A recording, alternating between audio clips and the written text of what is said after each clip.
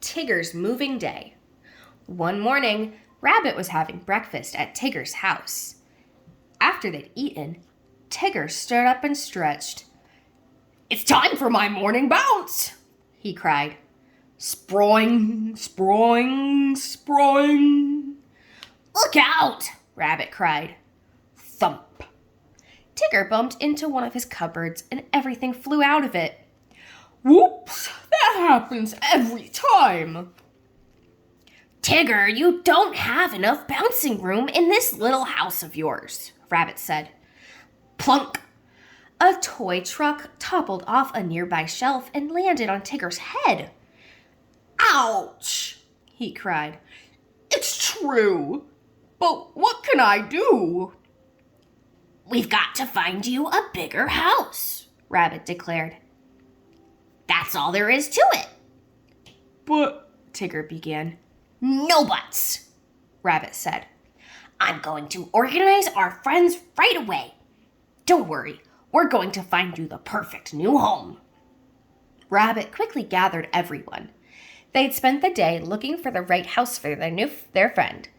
By the end of the day, the friends were excited about the big new house they found for Tigger. "It is a bouncy house," Tigger said. "That's the kind of house Tigger's best like." Best of all, he bounced and bounced and bounced, and he didn't bump into anything. "But I already miss my old house," he said. "I won't live next to little Roo anymore, and I'll miss him."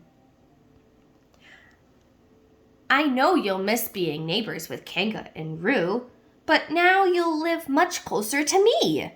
We can have fun being neighbors just like you and Roo did," Christopher Robin said reassuringly. "Do you like to bounce?" Tigger asked. "Sometimes," Christopher Robin said with a smile. "Besides, dear, I promised to bring Roo over to visit just as often as you'd like," Kanga added. "Well, then I hope everyone can stay a while," Tigger said. "We can play a game together and eat some cookies." Tigger opened his new pantry, but there were no cookies in sight. He opened his new closet. There were no games either. "Kind of empty, isn't it?" Eeyore said. "Yeah. Tiggers don't like empty houses. I like my old house back better," Tigger said, crossing his arms. Rabbit put his paws on his hips and stared at Tigger. "We aren't finished yet. We need to move all of your things from your old house to this house," he said. "Everything?" Tigger asked. "Every last little thing," Rabbit said. "That's a big job, so we'll start first thing tomorrow morning." The friends all regrouped at Tigger's old house in the next morning. As Rabbit instructed, everyone brought all the boxes they could find. "Wow, boxes are fun!" Roo cried as he jumped in and out of empty boxes. "Look at me hiding!" Tigger joined in on the fun too. "Stop bouncing, Rabbit!" "Stop bouncing, Tigger and Roo! There'll be time for fun later," Rabbit grumbled. "Right now, we've got to pack Tigger's things." Tigger packed all his games and his stuffed animals into a box. He took out his favorite lion and hugged him tight. "I want you to stay with me," he said. Rabbit carefully packed Tigger's dishes. Kanga gently packed Tigger's clothes. Pooh and Piglet packed all of Tigger's food. Soon, Eeyore arrived with his donkey cart. "We can use this to haul your bigger things like furniture and whatnot," he said helpfully.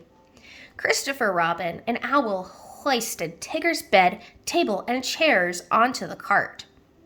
Then Owl and Gopher loaded on the boxes that were done being packed. They secured everything with some string.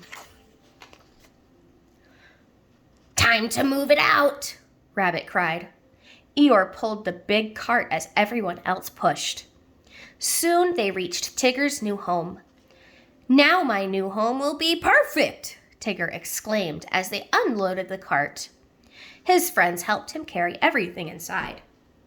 "Thanks so much for your help, everyone," he said when they were done. "Moving was easy as pie." After his friends had gone, Tigger was putting his toys on his new shelves. He pushed his bed under the back window, just where he wanted it. He set his table and chairs in the middle of the big kitchen. He put his cereal and other foods in his new pantry. When he was all finished, he sat down to rest. This seems like an awfully quiet house," he said. He tried out a few bounces, but he quickly decided he wasn't in such a bouncy mood after all. "I sure miss Roo," he sighed. Just then, Tigger heard a little voice call out his name. It was Roo. He and Kanga were at Tigger's door. "Roo, Kanga, come on in," Tigger said. "We've brought you a bag of cookies," Kanga said. "Yummy!" Tigger cried. Soon all of Tigger's friends were at his door. Everyone had brought a different gift for Tigger to celebrate his move into his new house.